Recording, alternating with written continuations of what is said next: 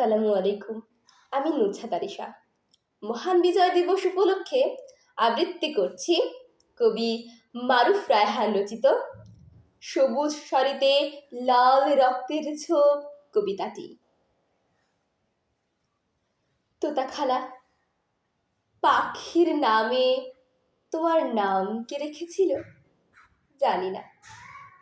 সবুজ তোমার খুব পছন্দের রং ছিল, আর পাখির মতোই মিষ্টি ছিল তোমার কণ্ঠস্বর।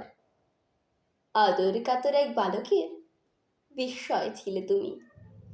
দীর্ঘ ছুটিতে বাবা মার সঙ্গে করাচি থেকে উড়ে এসে বালকটি তার মুখ লুকাতো তোমার আঁচলের নিচে। কি লাবণ্য ছিল তোমার ফর্সা মুখে, আর হাসিতে ছিল মধু। গ্রাম বাংলার নারীরা বুঝি এরকমই লক্ষ্মী হয়। আমার পৃথিবী ছিলে তুমি, ছিলে প্রথম ভালোবাসা। সবুজ তোমার খুব পছন্দের রং ছিল।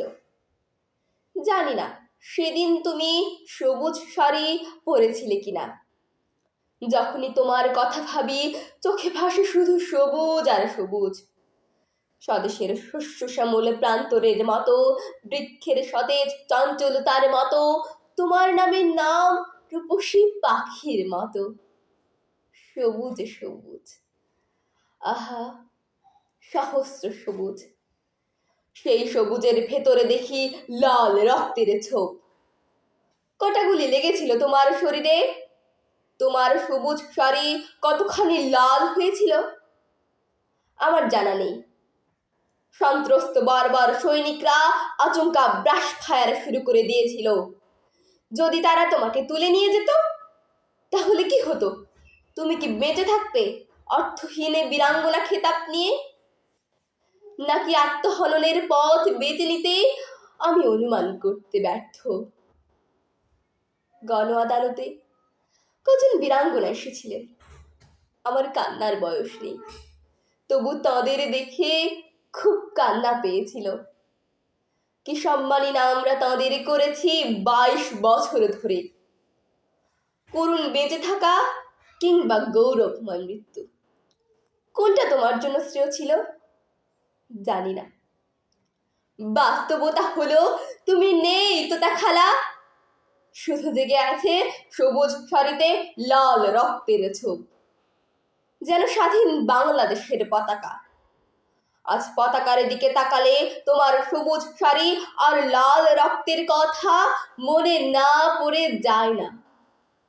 তোমার সবুজ শাড়ি, তোমার বুকের রক্ত, তোমার সম্ভ্রম দিয়ে বোনা আমাদের এই জাতীয় পতাকা।